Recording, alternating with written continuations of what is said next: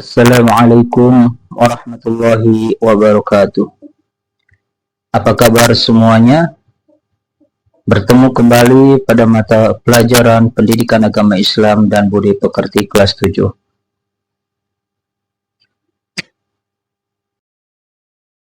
Kali ini kita akan mempelajari tema dengan ilmu pengetahuan semua menjadi lebih mudah.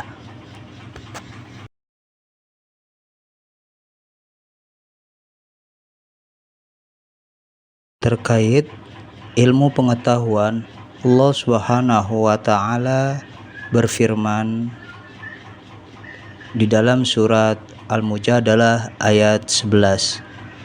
Mari kita bersama-sama membacakan surat Al-Mujadalah ayat 11. Ya ayyuhalladzina amanu idza qila lakum tafassahu fil majalis fafsahu yafsahillahu lakum wa idza qila shuzu fansuzu yarfa'illahu alladhina amanu minkum walladzina utul ilma darajat wallahu bima ta'maluna khabir. Yang artinya, hai orang-orang yang beriman, apabila dikatakan kepadamu berlapang-lapanglah dalam majelis, maka lapangkanlah. Niscaya Allah Subhanahu wa taala akan memberi kelapangan untukmu. Dan apabila dikatakan berdirilah kamu, maka berdirilah. Niscaya Allah akan meninggikan orang-orang yang beriman di antaramu dan orang-orang yang diberi ilmu pengetahuan beberapa derajat. Dan Allah Maha mengetahui apa yang kamu kerjakan. Quran Surah Al-Mujadalah ayat 11. Isi kandungan Surah Al-Mujadalah ayat 11. Surah Al-Mujadalah ayat 11 menjelaskan keutamaan orang-orang beriman dan berilmu pengetahuan. Ayat ini menegaskan bahwa orang yang beriman dan berilmu pengetahuan akan diangkat derajatnya oleh Allah Subhanahu wa taala. Orang yang beriman dan berilmu pengetahuan luas akan dihormati oleh orang lain, diberi kepercayaan untuk mengendalikan atau mengelola apa saja yang terjadi dalam kehidupan ini. Ini artinya tingkatan orang yang beriman dan berilmu lebih tinggi dibanding orang yang tidak berilmu. Selanjutnya, mari kita baca bersama-sama Quran Surah Ar-Rahman ayat 33. Ya ma'syaral jinni wal insi in istata'tum an tanfudhu min aqtaris samawati wal ardi fanfudhu la tanfudhuna illa bisultan. Artinya, hai golongan jin dan manusia, jika kamu sanggup menembus atau melintasi penjuru langit dan bumi, maka lintasilah. Kamu tidak dapat menembusnya melainkan dengan kekuatan. Quran Surah Ar-Rahman ayat 33. Isi kandungan Surah Ar-Rahman ayat 33. Surat Ar-Rahman ayat 33 memiliki isi kandungan tentang pentingnya ilmu pengetahuan bagi kehidupan umat manusia. Dengan ilmu pengetahuan, manusia dapat mengetahui benda-benda langit, Dengan ilmu pengetahuan, manusia dapat menjelajahi angkasa raya.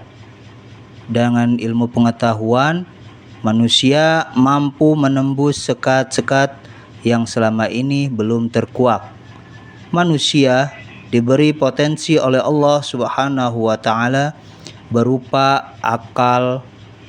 Akal ini harus diasah, diberdayakan dengan cara belajar dan berkarya. Dengan belajar, manusia bisa mendapatkan ilmu dan wawasan yang baru. Dengan ilmu, manusia dapat berkarya untuk kehidupan yang lebih baik. Rasulullah Shallallahu Alaihi Wasallam bersabda, An Anas ibni Malik radhiyallahu an qala Rasulullah sallallahu alaihi wasallam talabul ilmi faridatun ala kulli muslim. Dari Anas bin Malik radhiyallahu an berkata, Rasulullah sallallahu alaihi wasallam bersabda, menuntut ilmu itu diwajibkan bagi setiap muslim. Hadis riwayat Ibnu Majah.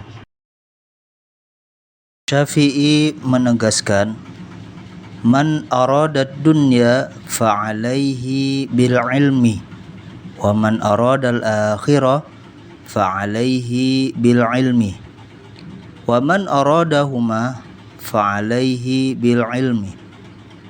Artinya, barang siapa yang menginginkan kebahagiaan dunia, hendaknya ia dengan ilmu. Barang siapa yang menginginkan akhirat, hendaknya ia dengan ilmu.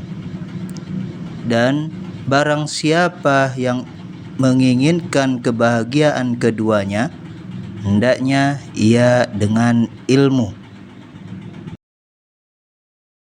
Rasulullah Shallallahu Alaihi Wasallam bersabda tentang balasan bagi orang yang berilmu.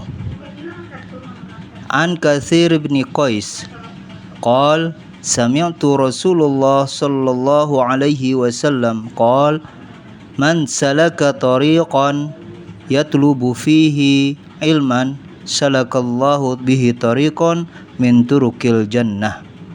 Artinya, Katsir bin Qais berkata, aku mendengar Rasulullah Shallallahu Alaihi Wasallam bersabda, barang siapa yang menempuh perjalanan untuk mencari ilmu, maka Allah akan memudahkan baginya jalan dari jalan-jalan surga. Kandungan hadis menuntut ilmu. Umat Islam diwajibkan untuk menuntut ilmu. Orang yang menuntut ilmu dinilai sebagai perjuangan oleh Allah Subhanahu wa taala.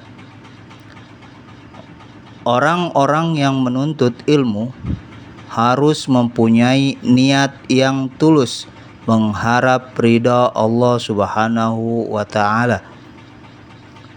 Allah akan memberikan kemudahan bagi orang-orang yang mencari ilmu untuk memasuki surganya.